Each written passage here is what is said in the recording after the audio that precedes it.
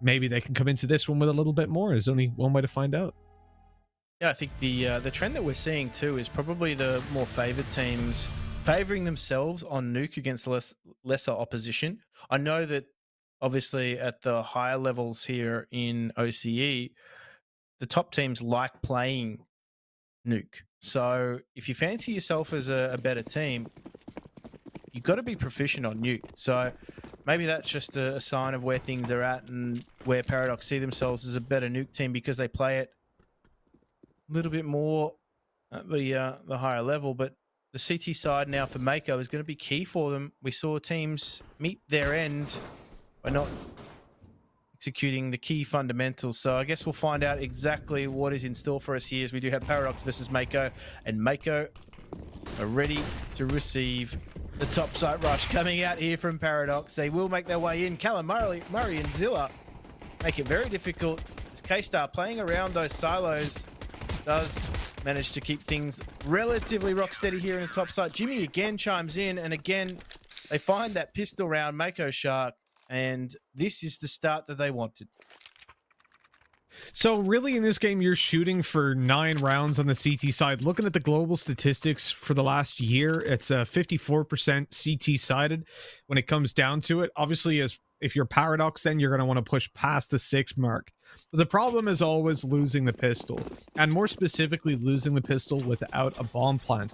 In this situation, you can't afford to force buy round number 2. So coming into this, they will just want to get themselves the eco, basically guaranteeing a loss.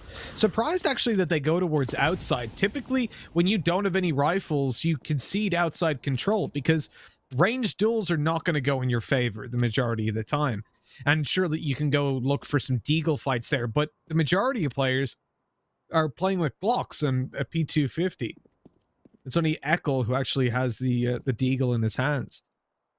Which is so interesting, given that he's the opper. He should be saving that money. You would imagine so, right? But I think it's just a case of it is very difficult for Orpers to get going on this map. So I don't think we're going to see either of these two players in K-Star and Eckel pick that up. But these Glocks can do damage if they're left unchecked. As we do see Badonkadizzle managed to take one. And apologies as I did cut you off. You were making, no doubt, scintillating point here. But Badonkadizzle, he's just going to try and meet his grisly end. Maybe take 1 or 2 with him. Or not. It's all Gucci. All Gucci, Jim. I noticed, obviously, we're on slightly opposite sides of the planet. And there's always a latency between us. So I think a couple of times it's like we both start talking where normally we'd stop. But then by the time we hear each other already in, it's awkward. That's online broadcast for you, though. It happens. It is true. It is true. It's unfortunate. It's interesting because I started casting online, and my duo partner, we actually used to webcam each other. Oh yes, you could see. We could see each other. We could tap in on points. It made things a little bit easier, but obviously, we're very experienced casters now. We can just ride on intuition. Zabi Z is going to have to ride dirty in Squeaky Room. He can't hold on. The UMPs, it's a flashback to 2016 as they do all the damage. And the SMG buy coming out from MAKO Shark a little bit early too, might I add. Buying up early and catching their opposition off guard. Paradox need to be coming out on top in this one after the investment. They've waited their 2 rounds for it. Oh, that smoke. It's a little bit deep. It'll allow them to get the bomb plant. Oh, he turned away at the wrong time. That could have been a tag for K-Star. But instead, they've now got the bomb planted for free. 2 versus 3. Paradox. They have Eckel and Versa. And oh, he didn't see the feed. Oh, no, Eckel. That timing. 0.1 of a second and he would have seen him. We saw the feed, obviously, but it's much, much easier for us to see than it is for him. Versa burned to death, and that is just such a horrible round to lose. Yeah, no doubt. I mean, Eckel wouldn't have seen him. There's no way. He would have just seen him walked off. So I don't think Eckel would even be frustrated with that. I think he'd just be frustrated with timing per se. more than anything else. So Paradox lose around where Mako Shark bought up early. And you don't often see that on the CT side. They made the SMGs work. The MP9, the UMP coming up trumps for them. Yeah, it's huge, really. To get that 3-0 start, now they've got to be careful. Because look at this. Paradox have gone through for their own little force buy. On the back of that bomb plant, they've got a decent amount of money. And Badonka's already opened it up. That's the MAK-10, the 1 weak weapon they have, delivering the damage. Or BZ up close, takes down XZ. Or Zertz, he must have seen it just about through the smoke. Because it didn't come up as a smoke kill. It's been around the edge of it and towards main. And with that, a 5v3 where MAKO are sat with their hands up going, hey, we don't want to touch this, bro. You take the round. They're just going to bail. Yeah. It's not a tenable round, I'll tell you that. But it was just a change of pace from Paradox. Now, MAKO had all the utility to deal with that. They just didn't expect it. The Molotov, for example, they threw outside early on, expecting a smoke wall to come out. Perhaps just an earlier read on what Paradox like to do, but it never did come out. They were focusing entirely on the outside bomb site, and they didn't have the utility directed in the right spots to deal with it. Pretty heartbreaking, really, if you're coming in 3-1 and you just get straight rushed down by a MAK-10 like that. They basically didn't see anything other than the MAK-10 and the Galil. Yes, it's a Mac down. That's what it is. That it is. Now, pause even comes through. This being a technical, I believe, but I'm sure there'll be a little bit of conversation around what they want to do even still. Naughty, naughty. Not allowed. No talking during tech pauses. There's no way to enforce that online, though, so they just chat. Yeah. Unfortunately not. Now... I was going to say, I remember being at a LAN where, oh, who was it? There was a tech pause anyways, and I saw one of the coaches talking, and I just started shouting, like, someone stop that man! Someone stop him! You make him sound like a petty thief. People diving on the stage, like, get him! No, it's a far cry from the environment that I was raised in terms of competitive Counter-Strike, where dead talk wasn't allowed. As soon as your screen went to fade to black, you couldn't say anything. You couldn't press your keyboard. So long gone are those days. As we do see Badonka Dizzle just bouncing on through, but Zilla, stiff resistance here. He has managed to elude Eccles long enough for Jimmy to come through and save the round, but that is a change of pace again from Barra. I thought they'd done enough to break on through to the other side, but they didn't get enough far into the site to actually be effective here, as we just saw Zilla cut them to shreds from that top of the hut. 3 frags from him, instrumental in just swinging things back in favor of MAKO. At the next downtime, you'll have to tell me if you know it, maybe, or if there was any. What was the logic behind dead talk not being allowed? I wonder what or what changed, why it changed. I guess that's an interesting Dead men tell conversation. no tales. Oh, true. But I wonder, was it like not maybe allowed there was exactly, they can, but they're not allowed. Yeah, we can talk about that in a bit. This is a very important buy round, though. This can be the swing round for either team. The opposition will have practically no money coming out of it. Again, it's all dependent on Paradox. If they find a bomb plant, they'll be in a decent enough position. But for MAKO, they want to get that 5th on the board. I mentioned that the CT side is a 54% win rate when it comes down to winning rounds. So you're probably looking at 9-6 as a comfortable spot. I think there's more pressure on you to get that when you win the pistol round. That definitely hammers home the point that you should be then walking away with that stronger score line. This is one of the maps where, as well, the CT side is like only slightly favored on pistol rounds. They've got like a 4% advantage above their opponents. Great shot by K-Star, and he's bailing. Oh, no, he's not. He's looking for a little bit more. He's just looking for that next off angle. But he's going to reface, and I think more importantly, he's going to communicate that they're not refacing as T's in a radio room. So you can see Zilla there. He's just crouched, waiting in ready. And I'll get into the details of why dead talk was disallowed maybe a little bit later. But as we do see now, flash timing actually works out. Zertz does swing around and he stays alive to find the final two. And Zilla, he's just comfortable being on that hut. And even if he's not getting frags, he's at least drawing the attention of the T's away from everywhere else in the rafters for his teammates to be effective. So this is Zertz just in mini. Let's find the 2-3 frags there to make MAKO off to a 5-1 start. Now, this is not what we were expecting from MAKO whatsoever.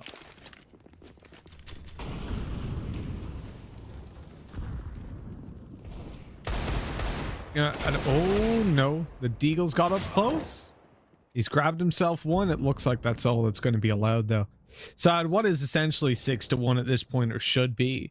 I'll give you an interesting stat that when a team goes up 6-1 on the CT side, they end up winning the game 72% of the time. It's a pretty big figure, really. Like, you can see the advantage that these early rounds have already brought MAKO in that sense. That your opponents are now below a 30% probability of closing out the game. Below a 25% even. Doesn't hurt any less for Ground Zero fans. True. If anything, because they were 9-1 up, right? On the opposite side as well. The probability of winning... Oh, did they start T-side? Oh, they did, yeah. The probability of a 9-1 upside on the T-side winning is 91%. So they fall into that 9% category. That hurts. That hurts. And it's because of that 9% and the knock-on, the butterfly effect from it, they're out of the tournament. Like, geez, that one sucks. It's like, do you ever play those, what were the things you used to be able to count with? Like the pot, you know, you put in whatever percentage of the pot you put in, it's your percentage chance of winning. Like those 1% wins. Yeah, that is getting away with murder. Quite literally. Oh no! Echo nearly makes that work. In fact, there is, as you're speaking about the butterfly effect, there is a universe in which that actually comes off as a 3 versus 1 for Echo. Mm-hmm. Oh, definitely. MAKO Shark find their 6th. They do take some heavy losses in that round, so they're just going to have to do a bit of shuffling to get weaponry in everybody's hands, but it's still going to be a relatively healthy buy. However, it's not smooth sailing for them just yet. They still need to navigate their way through the next few rounds relatively cleanly, because despite the fact that it is a 6-1 scoreline, more recent rounds have been close enough to give Paradox some wriggle room if they do win the next round.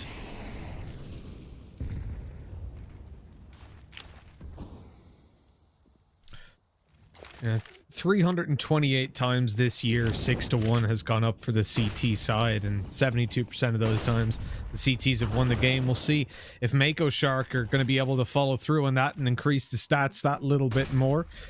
A flash up, Badonka dodges it, and now close to red. He knows exactly where this player is, but the nades, oh, they're forcing him forward. He is completely stuck. The floor is lava, and he's on the one spot where he won't get burned. But unfortunately, Zertz is there to shut him down. Calamari from above with a spicy kill and a 5v2. Paradox miles behind in this round. It's all left up to Eckel. He needs an ace clutch. He's being flanked. He's aware of it, though. His spidey sense is starting to tingle. Will the timing be there? He moves back. He's not checking it just yet. This should come to bite him now. In comes K-Star.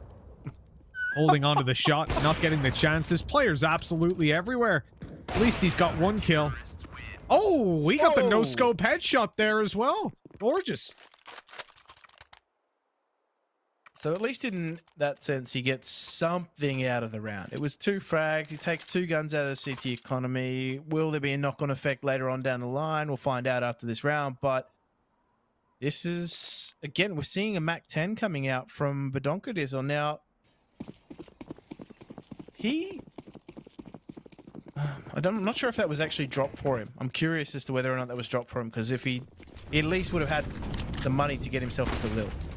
So he's going to get himself into ramp territory. I think they're aware. Yep, the rest of the team is coming through. So Jimmy's just dropped on to the other side of the map now. He's made a nuisance of himself, but he doesn't convert. How often have we seen that? Players getting up in the face of their opposition and just being swatted. Oh no.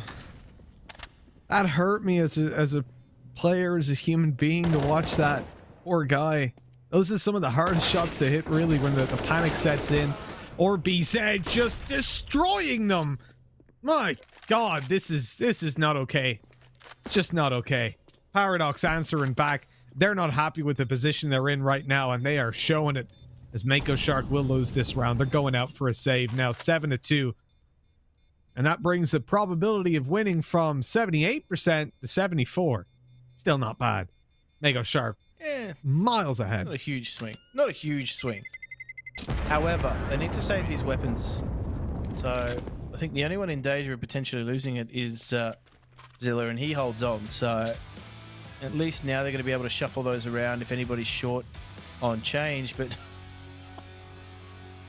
I mean, at that point, it's a little bit deathmatchy in the way that things work. But RBZ, Herbs, whatever you choose to call him, is definitely enjoying himself a little bit more on this map, I dare say, than Dust 2. He's been a little bit quiet in POL in general, to be fair. And he's normally one of the more consistent performers, or Paradox. So let's just see what they have in mind here. Zertz almost immediately has gone for that position above the ghetto stairs. So he has maybe some information to give. There's nobody actually following up on those smokes outside. So again, this topside rush is going to be called into action. And they were already all over Zilla. They knew where he plays. He plays on top of that hut. So they have control of upper bomb site here, Mitch. This is going to be a tough retake for the CTs. I think they've already made early considerations to call it a day, unless an early pick here now goes their way.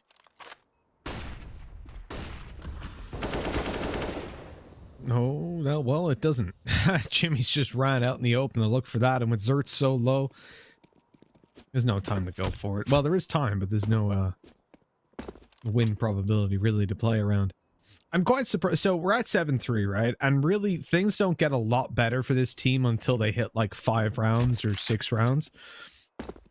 If they can manage to get it up to 6, I think they're back in the driver's seat a bit. It's just very difficult to consistently string these together, but the change of pace is working for them. They're starting to look a whole lot better in these fights. It's a little bit concerning that, you know, we haven't really seen a lot from Danger and Versa up until now. Versa, or Danger especially. He's still down there 2 for 7. And we know he had some good rounds yesterday and showed signs of life on Dust 2. But I think Paradox as a whole were a little bit disappointing. So I would be looking to have players like Danger just lift their game a little bit. We saw what a difference it makes when all players are firing on all cylinders here. They don't get away with it. Jimmy, oh my God. The double bag, 7, the triple, can't get the 4th, but I tell you what, he's earned some money for himself, and more importantly, earned the round for MAKO Shark. Paradox just running into the brick wall of swag. Holy shit, they just got wrecked. Like, he just swung with a Mag 7. One shot one guy, lit up Badonka, killed him afterwards, took a 3rd, left the other 2 guys on like 20 HP. What the hell was that? It was mental. He's just wrecked them. 8-3. It's a completely left field round. Like, they came in with a mixed buy. All they needed was a Mag 7. Jeez. 8-3 is... especially... Sorry. Just go back to that. Man bought a Mag 7 and went ramp. And peaked it straight away. He didn't even play the way you normally do, which is on hut. With a shotgun, not the mag, you go with the XM. But he was like, screw it. Mag 7 ram peak. That's the way. It wasn't even a peak, it was a rush. He was going around that corner to push them with a Mag 7. 9 times out of 10, I'm sat here calling him a moron, but it's worked out, so he looks like a god. Well, I mean, he's ended up with the keys to the city, hasn't he? Absolutely. He's gone in and just laid them to waste. Oh, I danger. wouldn't have called that strat. That's for damn sure. But that's why I'm not calling. A little bit of individual inspiration now. K-Star couldn't find the return. Danger's just going to walk unknowingly into the crosshair here. The rest of the team, they're going to try and encroach, but that Molotov just stems their flow into the ghetto. And, oh, Zilla's found one for his trouble. But this is breaking down for Paradox right now. They have control of outside, but that's not a bomb site. That's very insightful, Jim. Thank you. Someone should tell them that. It was around on a map. Oh, well, it looks like they will get the... Oh, no, there's 5 seconds left. They've lost it. They ran out of time. It's... Oh, but Donkey, he was so close. But they dropped the bomb. They managed to kill that player just as he made it to site. The peek that came out from Squeaky. Oh, man. Paradox are going to be kicking themselves. They've been triple killed by a Mag 7, almost aced. And then they've been 1 second away. They've just about to get around the corner and plant that bomb. And they get wrecked, and then Badonka still kills 2 out of 3 of them. Let's get the violins out. Really... Well, I know someone with a violin. I don't know. I don't know if you do. I guarantee if I play my violin and you get a cat screeching in pain, they will sound the same. Like, viewers will not be able to tell the difference. Yeah, it's quite fitting, given the in-game situation, though, isn't it? Yeah, I think it's fairly accurate. If we could just tune into the Paradox comms, it would probably be another thing that sounded exactly the same in some of those rounds. Oh, no, not with the MP9. Come on. He's just wrecking them up close. He's been spammed to death. Probably deserved it. But it's a 3v3 with Versa on 12 health. Again, the Sharks are ahead. This is insane. Oh, no. And Zilla... Oh! Okay. I thought for a second there he was going to go and get himself a jumping frag over the rafter. Or, funnily enough, it's called Mustang around these parts. The opposite. Above hut, the rafter above hut is Mustang, and the opposite end is called Sally. Why? That's my only question. I don't know. Ride, Sally, ride. But... All right. I won't pretend I understand, but okay. I take your word for it. Anyway, here's Wonderwall. your get out of jail free card. That's my segue out of everything.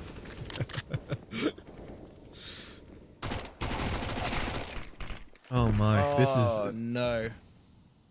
Look, hey, I'm happy that Danger's getting an opening here because Paradox needs some sort of bone. I feel like they should have had 2 rounds under their belt at this point, at least, that they've just been robbed of due to some of the most unreasonable Counter-Strike I've ever seen. And Cal, of course, he sprays down too. Good man, Callum. Just wrecking them. They're back in the man advantage. Why wouldn't they be? Jimmy's picking up one on Danger. That's down below clear. They know he's there, though. They know he's behind the site. So Jimmy's in a little bit of danger. He's like Ralph on the bus. He knows that he's in danger. He's chuckling away, waiting for his friends to come. But turns out he ain't got any friends. They're not here. They're imaginary. Eventually, though, they come through to reality. They're coming up here like you're multiplying them by eye. And it looks like that... Oh, they've caught them off guard, of course. Zertz picks one. Now they know where Ekel is as well. He's not even going to get the kill. And this is 11 rounds. And just some of the most unreasonable Counter-Strike I've seen in my life. This is 11 rounds to MAKO Sharks. And on an 11-3 scoreline, their probability of winning this game has gone up to 88%. God damn, this is insane. I mean, this game's had it all. It's had shotgun action. It's had spray downs. It's had Callum Murray, the man who's dared to dream.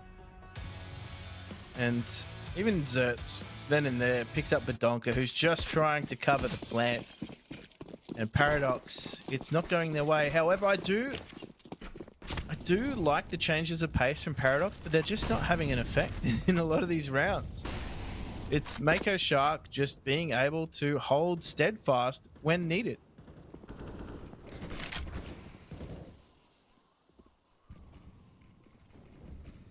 Oh man, I don't know if you're Paradox right now. I can't imagine the roller coaster of emotions that they've been on as players. Oh my god, oh, it's just not getting any better. How does he get 3 in that position? Jimmy's just walked through a smoke, so K-Star flashed for him. I'm all down for that. First kill he finds off raw aim. 2 players are then blind, and he just rips them to shreds. That's ridiculous. Paradox, they literally are the unluckiest team. They have their whole team outside, and they all get blind and killed. Oh my goodness. Where was this MAKO on day 1? This looks so different. This team is so much better than what we saw. Like, honestly, MAKO were the worst team in the tournament on the first day, 100%. And now all of a sudden they're playing like gods. Do you know what's happened? They've taken Tom's advice and had an extreme makeover. They're completely different people. Completely different players. And Zertz is again just sleuthed his way through and been able to flank them as they made their way up the ladder. And from heaven, they just found hell. And a 12-3 scoreline for MAKO Shark is not something I thought I'd see on the second map. But here we are, Mitch. Here we are. And Jimmy, that's an audacious play. Yeah, well, yeah, it is a bit. Oh, I'm smoked out garage. They've smoked out long completely, aggressively as well, mind you. They smoked out as if they were going to push into garage, which they were. Like, they basically shouted at the CTs, "We're watching garage, don't peek it." And then Jimmy went, "I'm going to push through the smoke. Yeah, that's what I'm going to do. I'm going to push straight through this smoke and kill them all." Like, what? That's so unreasonable. You can never expect that to happen if you're Paradox. Like, what kind of a lunatic would just run at you like that?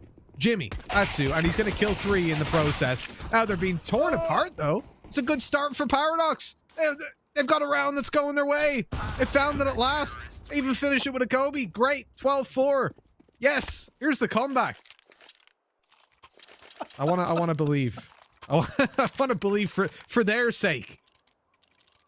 Yeah, this is for the sake of player sanity, isn't it? At this stage. For my sanity. This is for everyone's sanity. This is crazy. Yeah. I mean, like, look, I'm not even trying to be mean to them, but MAKO versus Chiefs looked like trash. Like, they really did not play well. Chiefs played really well, definitely. And Chiefs played a lot better than I thought they would. But MAKO played terribly. And, like, this is just... They must have done some serious homework since that game. They must have woken up massively. Oh, they are just running into the meat grinder. That's a good round for the coffers.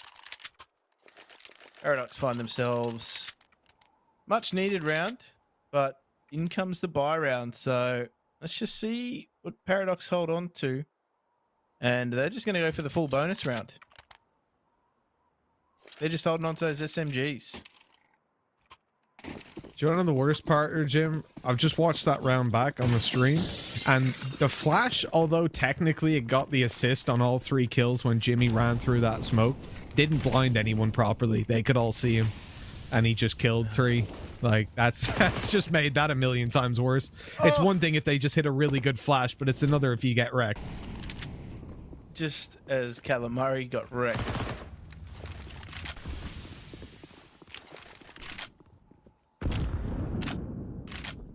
Yeah, I think, unfortunately for Calamari, didn't expect that. Didn't expect to be pushed through hut with an MP9. I think he might have inked himself. Just a little bit inked himself. Haven't heard that in a while. He's a squid now, is he? Is it a squid or an octopus? What makes ink? Calamari. An octopus? I don't know. I'm not very good with animals. Well, either way. Calamari is... He's squid. Must be.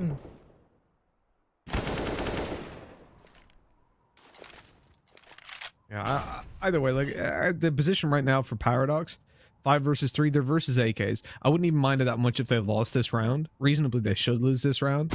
But look at that. Oh, way back there. Badonka just whacks that headshot out. That's insane. I was looking to see if K-Star was low after being tagged and then realized, why is he gray? Like, that was a nuts shot. A 1v3, not very winnable for Jimmy at this point. 20 seconds left. He's got to just rush towards the site, and he rushes right into a bunch of bullets. That's right. He just had to lick the stamp and send it.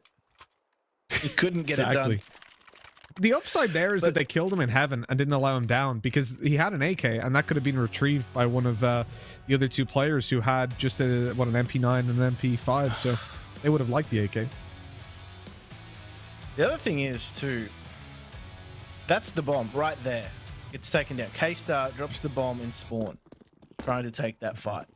Probably didn't need to lose the bomb there. They just lost some precious time. MAKO. But they're going to try and make these pistols work here. Zilla just going to try and up the ante. But Paradox have repositioned themselves quite well for this here. Ekel does take some damage, down to 7 HP. But he does manage to get the player that he was intending. And Zertz is just trying to see if he can find the scraps out of that. And I think Ekel is well aware of this. He's not going to peek. He's got the cover of teammates for the moment, so just making sure he doesn't lose his weapon. As there still are some members of Paradox who have kept those SMGs, so he's one of the few players that have got a rifle in their hands. So paramount that they do try and keep that up at least keep it out of the waiting arms of the T side. But Jimmy, aware of the fact that RBZ was going to be sitting there and can't find the second, he's swung on by Versa. K-Star now just a Glock and a Dream, and we know Dreams and Glocks are free if you're a T. So they do lose what is a 7th round, but Mitch, we're going to need to see something now come the gun round from MAKO Shark. We're going to need to see something a little bit more inspired on that T side. We know the CT side actually wasn't half bad. We said CT sides have let a lot of teams down, but I think it's safe to say if Paradox are going to win this map, it's going to be on the back of a CT side. Well, you know, just to bring back the probability, at the half, it was a 93% chance of them winning. Now it's an 80%. So it's still very much in their favor to take this one across the line, just to show you how, or show you guys at home, how minimal of a difference those early rounds make when you're still behind by 5. Because it is a serious uphill battle. But obviously, the thing that's going for them is all that money. The amount of cash they've got, the ability to buy back-to-back, can really bring them back into this game. And if they can shut down MAKO here, they'll close in that scoreline to presumably 12-9, at which point things do start to look a whole lot better for them. They close in on that 50% chance of winning and really recover on what was a terrible first half for them. Zertz opens this one up, though. That's Badonka gone. A big fragger for the CT side and for Paradox in general. And a massive scalp to take straight off the bat. They need to find some recovery back into this round. And remember, they've got 2 SMGs, so it's not as if it's very easy to do either. And a lot of the duels they're going to take, they're not favored. And with their top fragger already down, you probably look to Ekel with that op to make the difference. Now, this round looks as though they're going to posture for lowers, but I mean, they've got the option to go either way. They've got control of ramps. I don't know if they're going to be able to push on into ladder base here, so Zertz is going to have to do the heavy lifting if they're going to break their way in, but does take some damage from Danger. And whilst he might have had his wings clipped somewhat, he still manages to come away with it. He's traded out by RBZ. Now, RBZ was caught off guard by Zilla, manages to make it work though, so him staying alive is super important for them in this round. He's going to break through with that grenade as Versa finds a huge impact frag onto Calamari, and this just compresses the T's into the bomb site here. They don't have anyone on the extremities. They don't have anyone in the window room or in any of those doors. So this is going to be on the back of K-Star, making it work. He knows where one is, but he's got to find that second quite quickly here, and Versa on the flank is able to quickly level K-Star. And Paradox is starting to work their way back into this.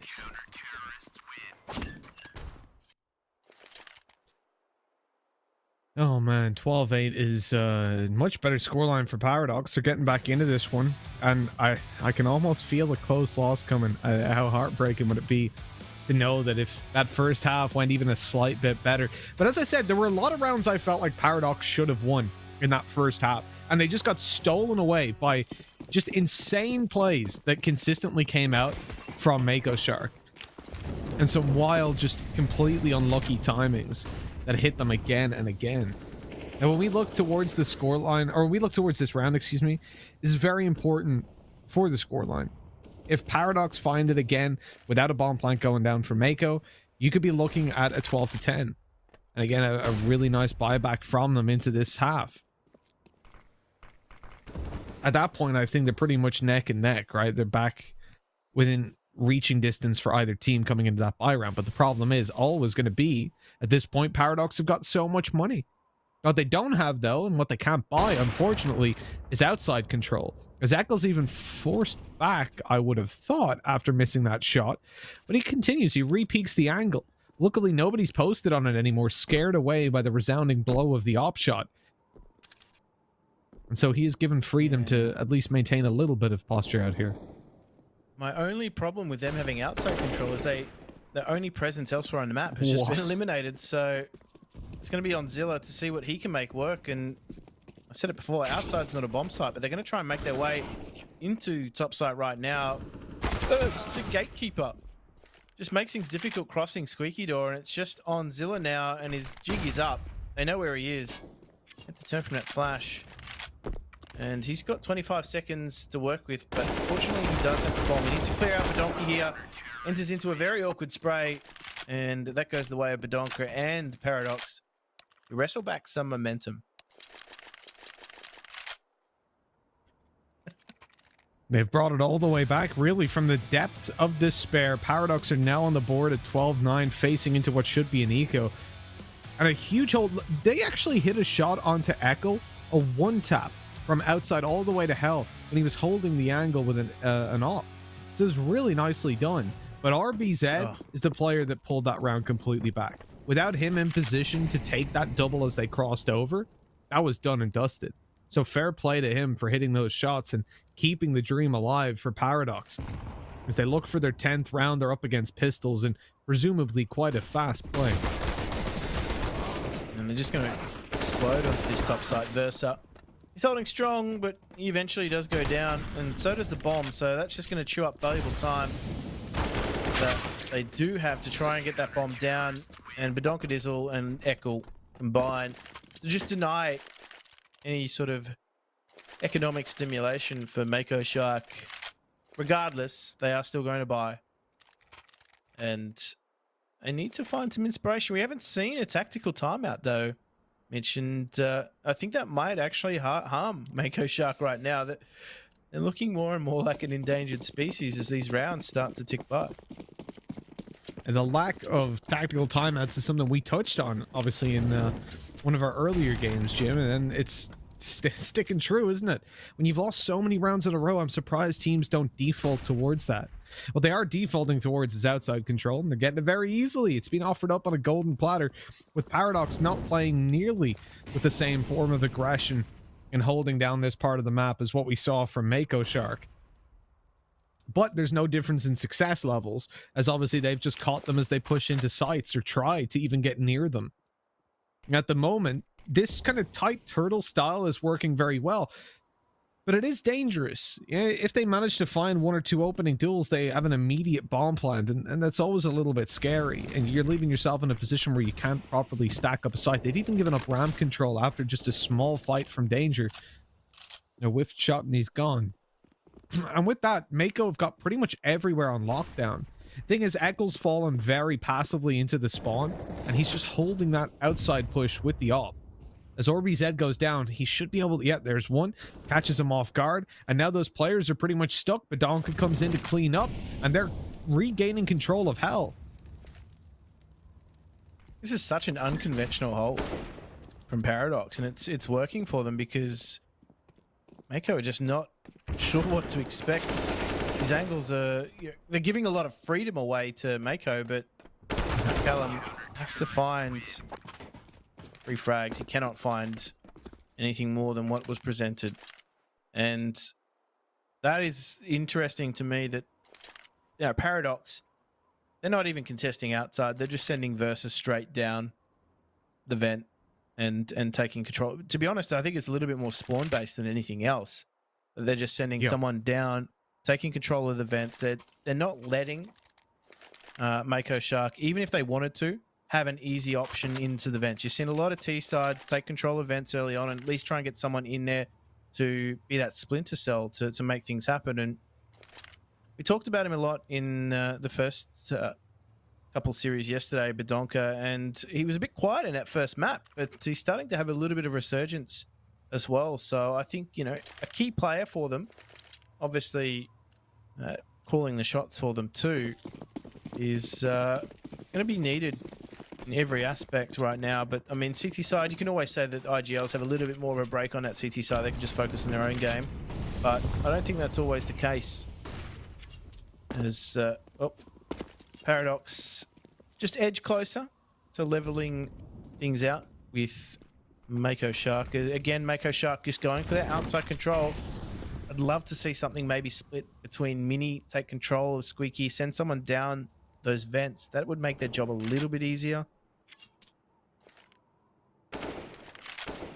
Well, this has just swung back over in favor now. They've just hit 40% win probability for MAKO Shark with that previous round going their way. So this is a huge milestone for Paradox, having come right back up into the lead.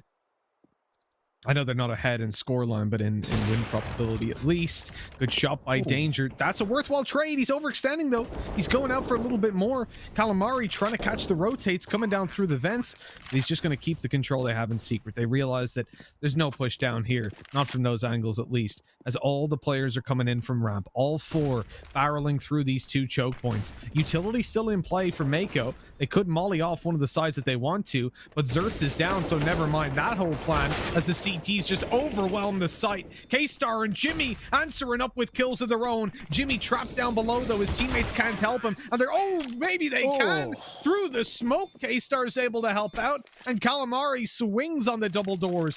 13-11, and we are getting a really tight game, because with that, we've just gone back to 50-50 on win probability. It's over a large sample size. I really want, actually, I don't know if you've ever watched Dota, Jim. I know nothing about Dota, just to make this immensely clear, and League of Legends. I know literally zero about them. What I have seen, though, is that they have like a live win probability bar on the game, on the spectator. Right. Which like okay, so a little bit changes like poker. over the thing. Yeah, exactly. It's like a a tug of war kind of bar that goes left and right, and it shows you. And like, it's sick when you see a team like they've got a 3% win probability, and then you see it slowly come back. That'd be pretty cool for us to have in a CS broadcast. I realize we're working with PGL, so PGL, that'd be pretty cool for us to have in a broadcast, if that's possible. That's the one thing I've always wanted. All your Christmases may have come at once here as all the T's just going to try and swarm into this upper site. Jimmy again. 1-2. Can he find a third? And no, Echo somehow holds on to things. And Bedonka Dizzle chimes in as well, but this tug of war, it continues to rage between these 2 teams. Now, the money on the T side, they're going to have to make a call. Do they prioritize some utility here? I dare say they're going to err on the side of a light buy, but Echo. That's disgusting. How does he hold that down? How does he hold that down? It really is the battle of the Opus. That was complete and utter filth. Down to just pistols. We're likely looking at 13-13. And again, Paradox come right back into the game. They're not letting MAKO get back up into a position where they're comfortable. These pistols are going to have to do a whole lot of damage, and it's very unlikely. Echo is challenging a close range. Oh my god, Versa. He only gets 2? This could fall apart, but then in comes Echo. And Jimmy's in a 1v4. The round's done and dusted, really. He'll get one more kill. There's an op to be retrieved, but he's 7 health.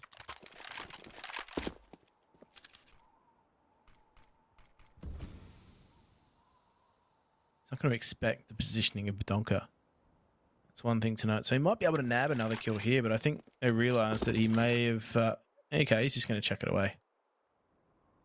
Probably not a bad option, to be honest. But, I mean, Eccle's got enough money to buy himself an AWP quite comfortably into the next round anyway. So the CT economy is going to continue to flourish. But on the Mako Shark side of things, they are going to be fully investing into this round. The AWP comes out, so they're going to throw that the way of K-Star to hope that he can just level his opposite number in Echo. And, well... this is it. This is 13-13. Mitch, your tug of war stats have... I don't know. The stats seem to be lying to us a little bit. The faster approach coming here from Mako outside. They haven't really acted too quickly on the smokes, but I think they're just trying to work their way around him here. Zertz seeing if he can find a trade. No, he's completely sent to the Shadow Realm by Badonka, and Versa chimes in again. So this is falling apart so quickly for Mako. Murray, just a sprinkling of good news for them, but if anything, he's just stopped the push coming through T mid. So there's a lot of work to be done in this 4 versus 2. It's going to require some heavy lifting. They do have K-Star with the AWP, but it was mentioned in earlier casts on Nuke. It's difficult to get going on the T side with that AWP. CT side, it gives you a lot of options, but on T side, you're relying on CTs to make mistakes in their positioning and taking duels that they don't necessarily need to. This has been a weird day, Jim. It's game after game that seems to already have a conclusion that just flips on its head. And we said Paradox would win this series over. Oh my God, what's happening? What? Round after round being flipped on its head, apparently. Callum Murray looking for a beautiful little ace to close this one out. The bomb is down. He doesn't know where these players are, though. He came damn close. His teammates not able to do the heavy lifting. On 14-13, Paradox find themselves ahead in this map for what is the first time since we started out on Nuke. They were at... literally, there was a point where they were at halftime. There was a 90-30% chance that they lost this game. And now they're in a position where it seems insanely likely that they close this out. What has happened? Absolute. I believe this is described as absolute scenes. Now, these teams, I think you got to be shaking your head if you Mako Shark. This was their chance to push Paradox out of this bracket and find themselves some redemption. If anything, they've shown that they can play on maps like Dust too, but I mean, they had a commanding lead right now on Nuke, and they find themselves having to claw themselves back into the match. So, probably not a position they wanted to find themselves in, I dare say. But RBZ, that angle is punished. And Jimmy, he has been rock solid for them entering into this upper site. And it's not an easy site to enter into, might I add. So it gives them a glimmer of hope. Can they bring this back to 14-14? And Paradox are weighing up whether or not they go for it.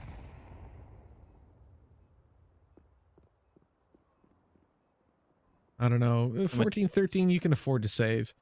I think I'm behind this. When you look at the money that they've got, if they save 2 weapons, then they're in a good spot to at least be able to take it over into the next and get a full buy up, drop an OrbiZ and Versa. Or OrbiZ and Echo, I suppose, but he already has a weapon. The problem is for Paradox, he brought a double AWP setup into this. They're going to save a double AWP setup.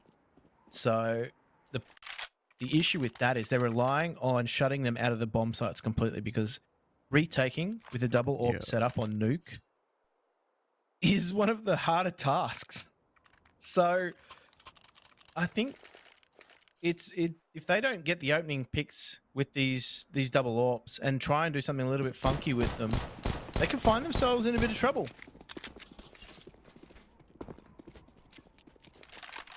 This has been one of the more confusingly close games that we've had. The most confusingly close game that we've had. 2 insanely one-sided halves.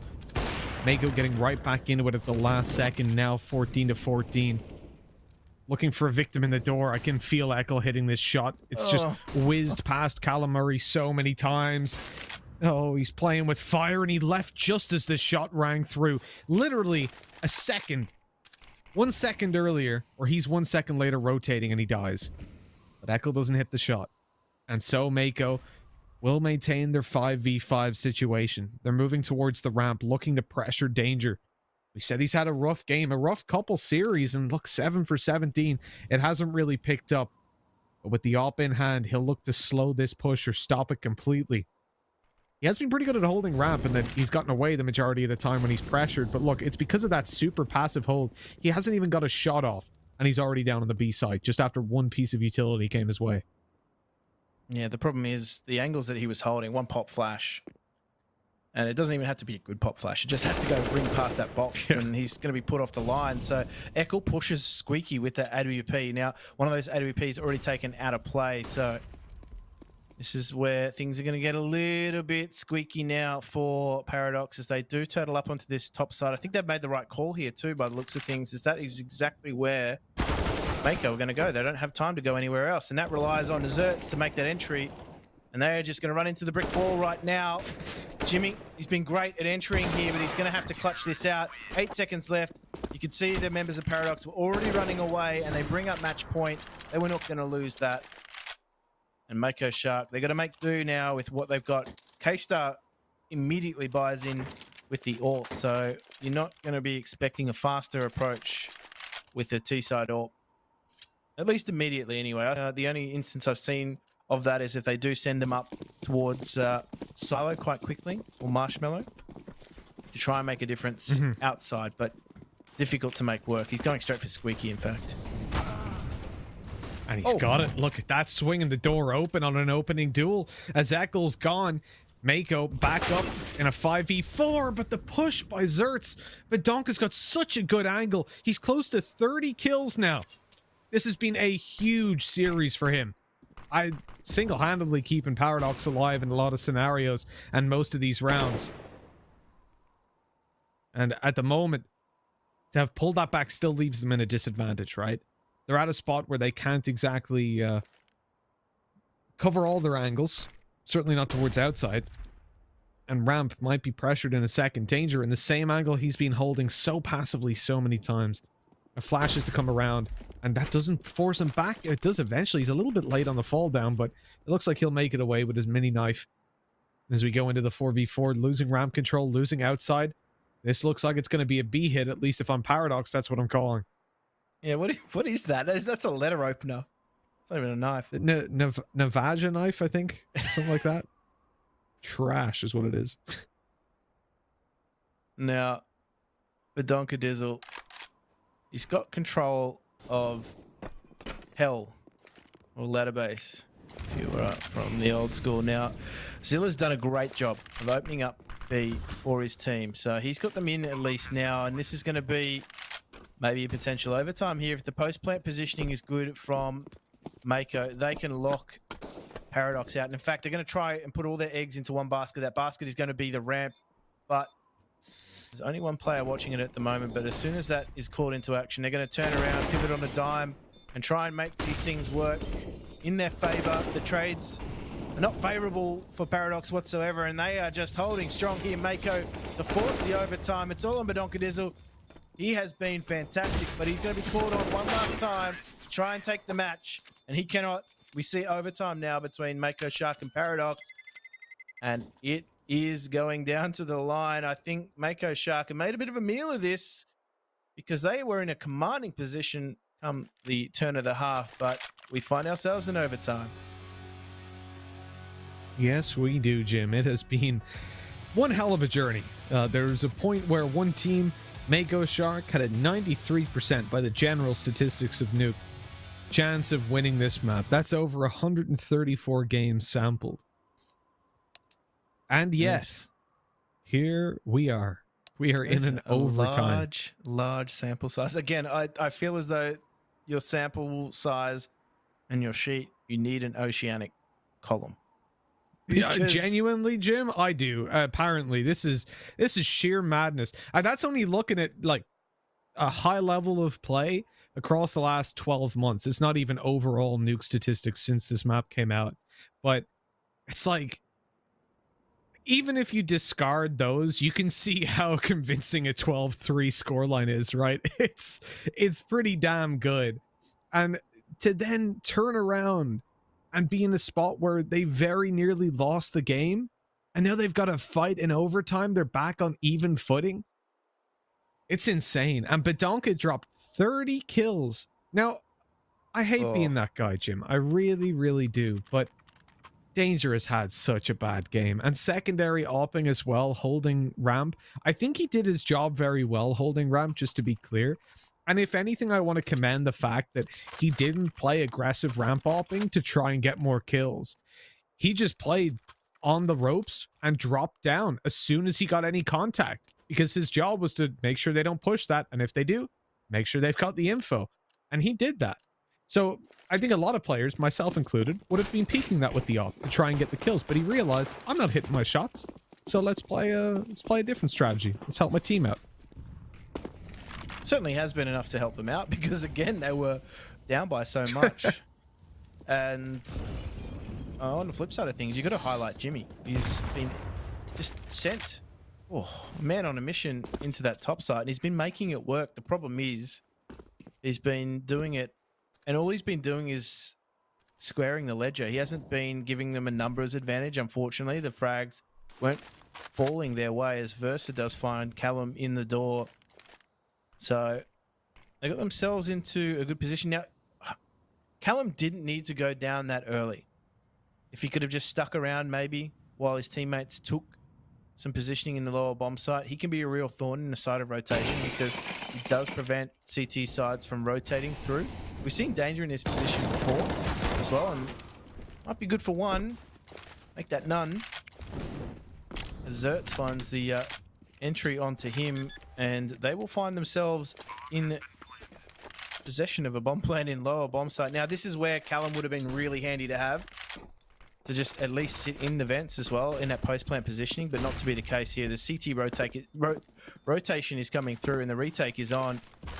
There's three are going to come from Megaton, and Donker's on his lonesome. Just, take it out, Zertz. And K-Star convert. And Versa with a poorly timed reload as he peeks the doors, and he's just going to get locked out.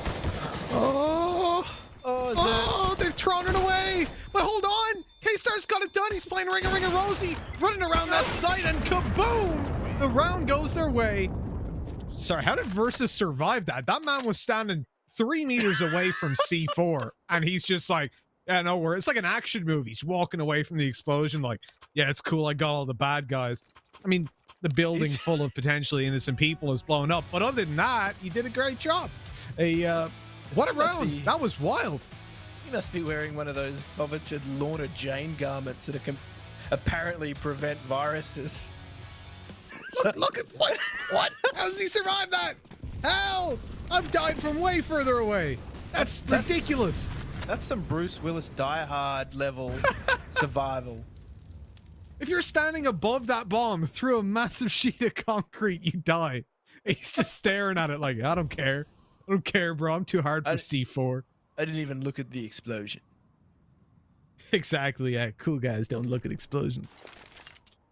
Oh, fair play. It's a shame that obviously they weren't able to win the round off the back of the epic stunts being performed. Please do not try that at home. C4 will harm you from that range, unfortunately. Tell you what, though, Danger is so quick to rotate under. Just the sniff of an oily rag. The Molotov isn't even lit, and he's rotating under. You just hear someone tying their shoelace in May, and he's like, "Oh, I'm gone! They're pushing me." The term is skittish. But no. That movement. And look, Zertz has made it up to the side as well. He's being pursued down behind. They're going to hear the steps in the vent if it was fully pursued. And so Danger, he was just an inch away from actually catching something there. He's now made a step, so they know that he's towards this angle. That must be communicated over to the site players. They don't exactly know where Ekel is. That's the one advantage. Now they've heard the scope. They do know where Ekel is. This is on K-Star, though. K-Star needs to make sure he's not flanked. Danger. There we go. Taken out. Ekel now is one, and they're just going to play with him and shoot him in the back. Callum of the Murray clan does take down the final opponent.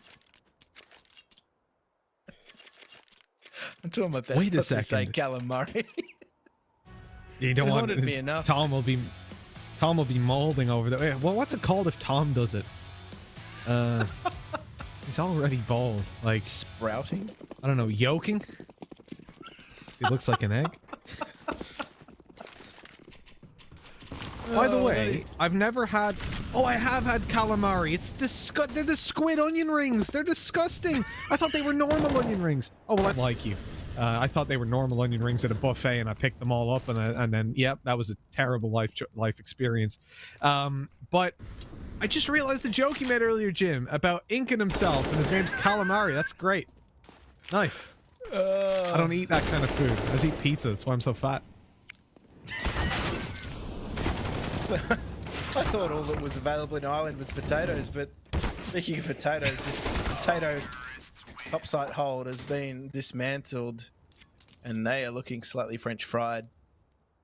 As MAKO Shark. That was only when Tom's people were in charge that only potatoes were allowed, because they took all our food and shipped it to everywhere else in the world while we starved. So that was fun.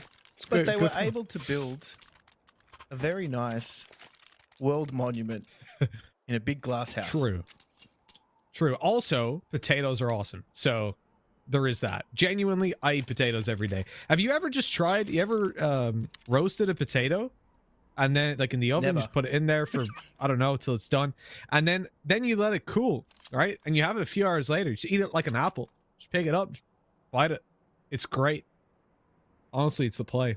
So it's cold roasted. Yeah, well, like an apple. Exactly like an apple. You just have to roast it first, or else it's really crunchy and it's not nice. But it's, like, fluffy. It's delicious.